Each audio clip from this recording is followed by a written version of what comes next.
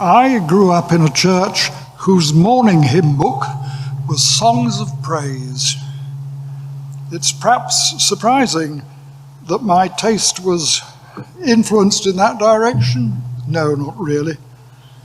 Classical verse and the English folk tune tradition championed by Vaughan Williams and others. My mother's favourite hymn in that book was Dear Lord and Father of Mankind, to Repton. My father's favourite hymn was not in Songs of Praise, though it might well have been, given his interests. But he was something of a pacifist, and it was perhaps surprising he should have favoured When a Knight Won His Spurs. But I suppose the weapons in that hymn are scriptural ones.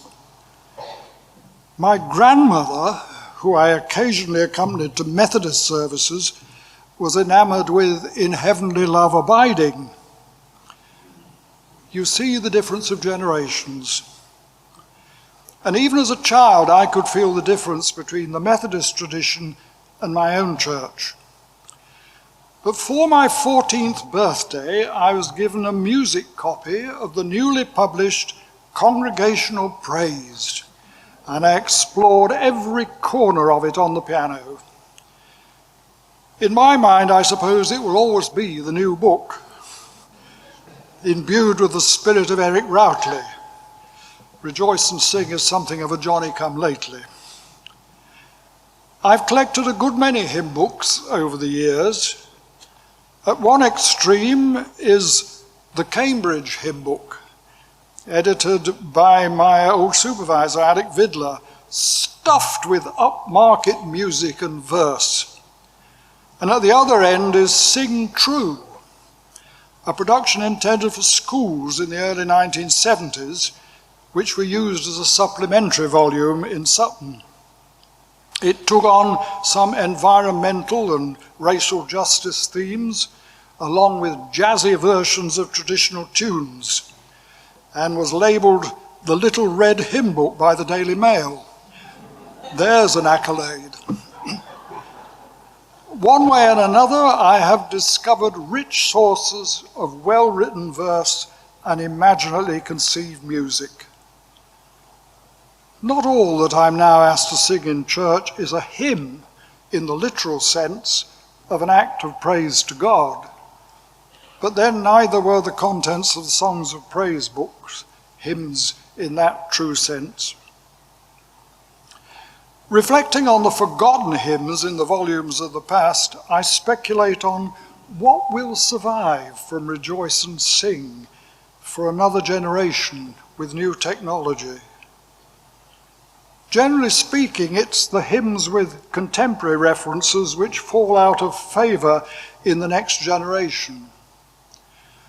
Just as even the great Isaac Watts and Charles Wesley have had their works winnowed in the winds of time, so the corpus of Wren and Kahn and Gaunt is subject to examination, both in the selection we've made in our own time and in what will serve in a new generation. My forecast is that the most abiding legacy will be their communion hymns.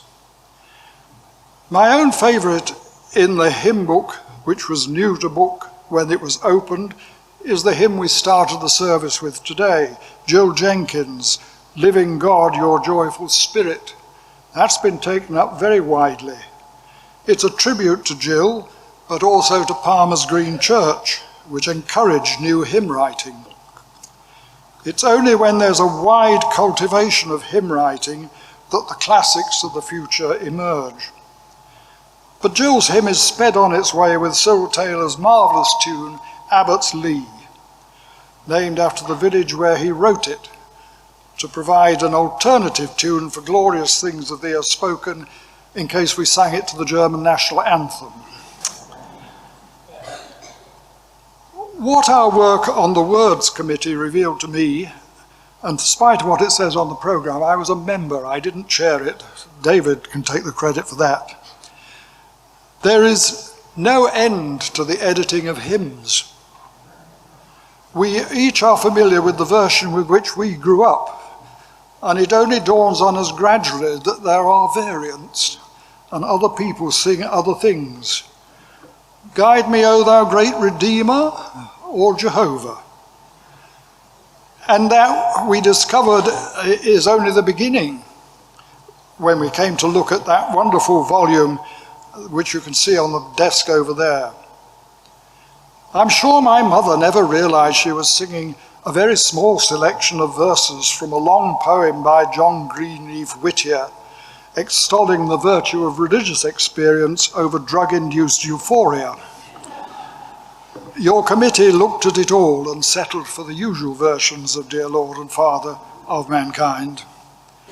And who would have suspected that 660, hark what a sound and too divine for hearing, was a very small selection of verses from the 150 the 24-year-old Frederick Myers submitted for a poetry prize, which he didn't win. We could not find that the opening verse of that hymn in previous books was actually amongst the 150, but it seemed to work, so we let it stand. All this information and so much more is not due to me, but it came from the quarrying of the late Reverend David Goodall, the Secretary of the Words Committee, without whom our work would have been the poorer. Charged to address issues of gender in hymns, we adopted a conservative approach, though I know we still riled some worshippers. You do know it is not part of your church membership undertakings to sing what it says in the book. If you were more comfortable with the old version, then sing it. It's what I do with Mission Praise. None of the changes we made in traditional hymns is on the scale of the Mission Praise version of For the Beauty of the Earth. You look at it, it tampers with the author's meaning. We try to keep any changes to a minimum. In our Derby congregation, there was a woman doctor in general practice. She sat well forward in the church, and from the pulpit as a student, I could observe what my mother had long pointed out, that Dr. Margaret did not sing verses or whole hymns with which she disagreed.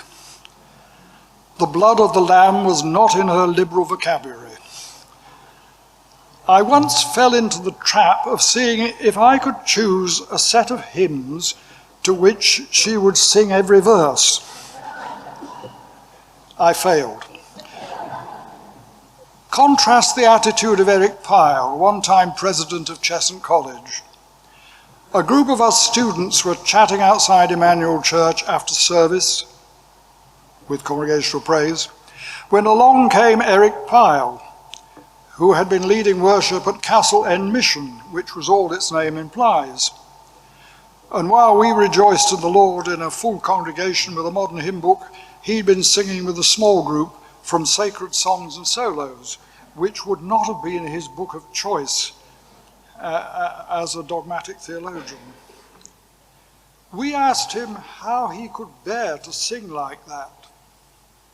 And he gently put us in our places by saying it was more important to sing with the congregation in the style that they knew than to be critical of their choices. It was a principle that I took into ministry. And in full-time pastoral charge, I tried to see that all the strands of musical and literary taste were represented in the hymns I chose. I speak as if I always had a choice. In my first church, the organist was accustomed to choose the hymns, and it was only by negotiation that I managed to choose two myself. Tell your friends afterwards, if you know the joke, about the Arab terrorist and the organist.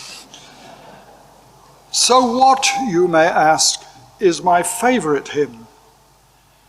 From those to which I was introduced by the book we're celebrating, I would pick out John Mason's poem, How Shall I Sing That Majesty Which Angels Do Admire, to Ken Naylor's magnificent tune, Co Fen.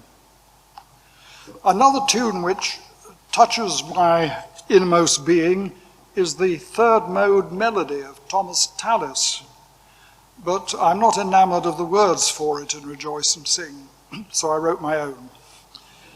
Throughout my life, I have come back to a favourite that we sang at my ordination, Come Down, O Love Divine.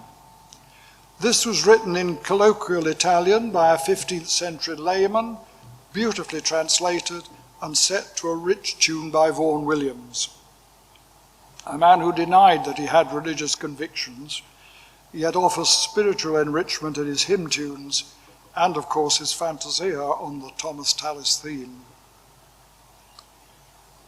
During my adolescence, not only did the church start singing from congregational praise, but a new minister came who had a profound influence on me.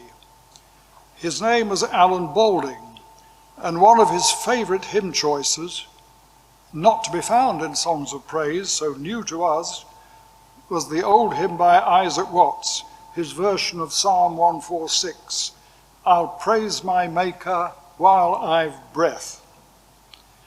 Well, whether or not I have the nobler powers necessary to sing beyond death, I do affirm those closing lines. My days of praise shall ne'er be past, while life and thought and being last. Well, may your days be the same.